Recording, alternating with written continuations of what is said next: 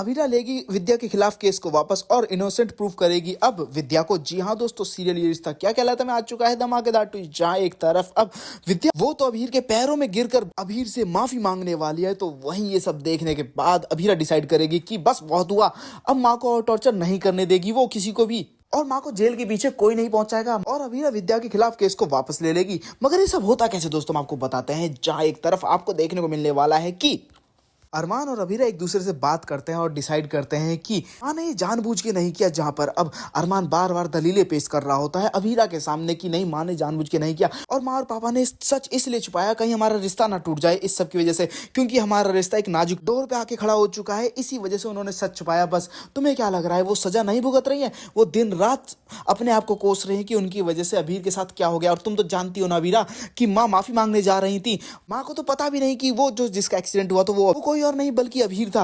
वो तो उसे बचाने की भी कोशिश कर रही थी, मगर पुलिस के सायरन से वो डर गई थी। अभीरा कोई भी घबरा जाता है और वो फिर सीधे वहां पे पहुंची भी थी अभीर के कॉन्सर्ट में माफी मांगने के लिए। तो वहीं दूसरी तरफ अब अभीर वो तो अलग गलत फहमी लेके बैठा है और बोलता है कि उन्होंने मेरे को देख लिया था ना चारू के और कियारा के साथ कुछ कुछ बात करते चल, पता नहीं वो क्या क्या समझ के बैठी हैं, और उन्होंने मुझे चांटा ही मारा और अपनी गुस्सा मेरे पे इस तरीके से उतारी, उन्होंने सीधे मुझे गाड़ी से ठोक दिया। तो वहीं अब मनीष जी बोलते हैं कि कितनी नफरत भरी हुई है विद्या के मन में कि सारी नफरत उसने हमारे बच्चे पे निकाल दी, गाड़ी से ठोक दिया, ऐसा कैसे कर सकती है विद्या। तो वहीं दोस्तों अब आपको देखने को मिलने वाला है कि जहां अभीरा माँ को डिफेंड करती नजर आती है, यानी कि विद्या को डिफेंड करती नजर आती है, तो वहीं दूसरी तरफ अब अभीर बोलता है कि प्यार करने की नाटक करने की जरूरत नहीं है अभीरा, तू किसी की भी नहीं हो सकती, तू सिर्फ और सिर्फ अपने ससुराल वालों की सगी है। मुझे अपना प्यार का झूठा झांसा क्यों दिखाया? मुझे लगता था कि कोई तो मेरा अपना है, मगर तुम भी नहीं हो अभीरा मेरी अपनी। तो वहीं दूसरी तरफ अब घर वाले सभी लोग डिसाइड करते हैं कि वो कोर्ट में ये बोलेंगे कि विद्या जो है वो तो गाड़ी चला ही नहीं रही थी, वो तो सभी लोगों के साथ कॉन्सर्ट में थी। तो वहीं दूसरी तरफ अब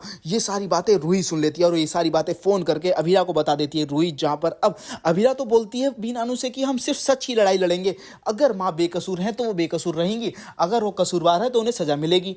जहां पर अब रूही फोन करके बता देती है कि तुम कह रही थी ना अभीरा कि तुम सच की लड़ाई लड़ोगी, तो ठीक है सुन लो मेरी बात। घर पे सभी लोग डिसाइड कर रहे हैं कि वो सबको बोलेंगे कि माँ तो वहां पे थी नहीं, माँ तो गाड़ी चला ही नहीं रही थी, वो सब लोग मिलकर झूठ बोलने वाले हैं। अगर तुम सच की लड़ाई लड़ना चाहती हो तो लड़ो, मगर अगर उन्होंने झूठ बोला तो झूठ का जवाब झूठ से देना। पर दोस्तों जहां पर अब अरमान झूठ का सहारा नहीं लेगा, जिसके बाद अरमान वो अभीरा के खिलाफ केस तो लड़ेगा, मगर सिर्फ और सिर्फ सच के साथ। और विद्या जो है वो कोर्ट में सभी लोगों के सामने अभीर के पैरों में गिरकर अभीर से माफी मांगती है और जो उससे गलती हुई है उसके लिए पछताती है। तो वहीं अब अभीरा इस सब के बाद केस को वापस ले लेगी। पहले दोस्तों अब आप लोगों क्या चाहते हैं, क्या अभीरा को सच में केस वापस ले लेना चाहिए और अभीर को विद्या को माफ कर देना चाहिए? तो मैं ज्यादा कमेंट करके जरूर बताएं। साथ ही से लेटेस्ट अपडेट के लिए मेरे चैनल को सब्सक्राइब करना ना भूलें।